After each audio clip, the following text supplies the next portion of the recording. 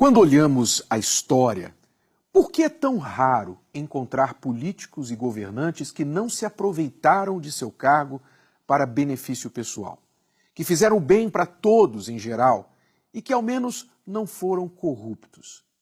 Bem, a história também nos traz algumas respostas. Na Bíblia, no livro de Juízes, existe uma parábola que se aplica muito aos dias de hoje. Ela conta o que aconteceu quando as árvores resolveram procurar um rei.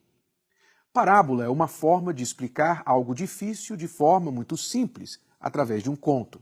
Esta velha parábola das árvores explica algumas das razões principais por que o povo sofre debaixo da maioria dos governantes. Mas antes de contar a parábola, vamos entender o contexto da época, o que estava acontecendo naqueles dias.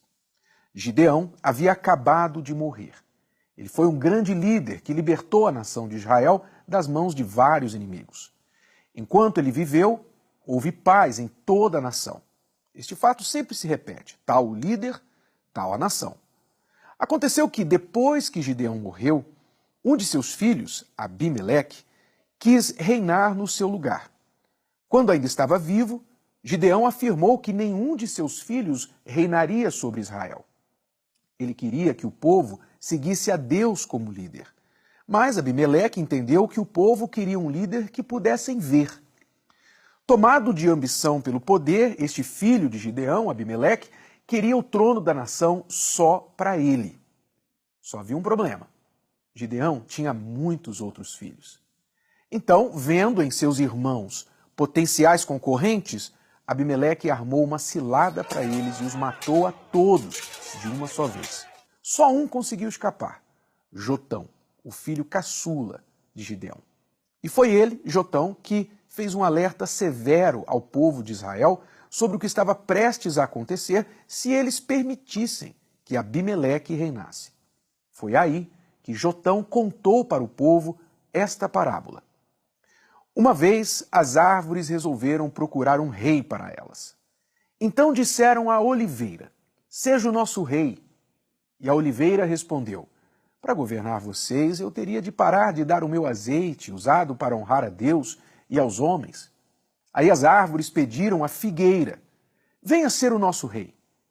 Mas a figueira respondeu: para governar vocês, eu teria de parar de dar os meus figos tão doces. Então as árvores disseram à videira: venha ser o nosso rei. Mas a videira respondeu: para governar vocês, eu teria de parar de dar o meu vinho, que alegra a Deus e aos homens. Daí então todas as árvores foram pedir ao espinheiro: venha ser o nosso rei. E o espinheiro respondeu: se vocês querem mesmo me fazer o seu rei, venham, confiem em mim e fiquem debaixo da minha sombra. Se não fizerem isso, sairá fogo do espinheiro e queimará todas as árvores do Líbano.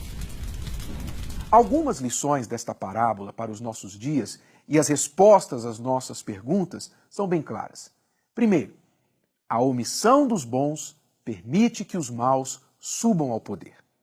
O erro de muitas pessoas de bem, especialmente cristãos, é achar que Deus age sozinho. Daí se omitem de lutar pelo bem. Na verdade, Deus nunca age sozinho. Ele usa pessoas para fazer a sua vontade aqui na terra. Segunda lição: quando não há boa opção de escolha entre os que querem governar, o povo acaba escolhendo a pior opção. É como na parábola: os que têm algo de bom para oferecer costumam se escusar dos cargos de governo e assim deixam espaço para os espinheiros ocuparem. Quantas vezes numa eleição você já teve de escolher o menos pior, quem vai espetar menos? Terceira lição: quando os maus governam, todos, bons e maus, gostando ou não, ficam debaixo da sua sombra, ou seja, da sua autoridade. E uma vez no poder, os espinheiros vão criando leis e tomando decisões que ferem a todos, exceto a si mesmos e aos que o apoiam. A parábola das árvores reforça para todos nós uma velha lição. Não é a ação dos maus que destrói o mundo, e sim a falta de atitude dos bons.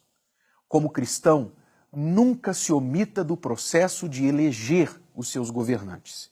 E eleja quem tem histórico de uma vida alinhada com os princípios de Deus e também da família.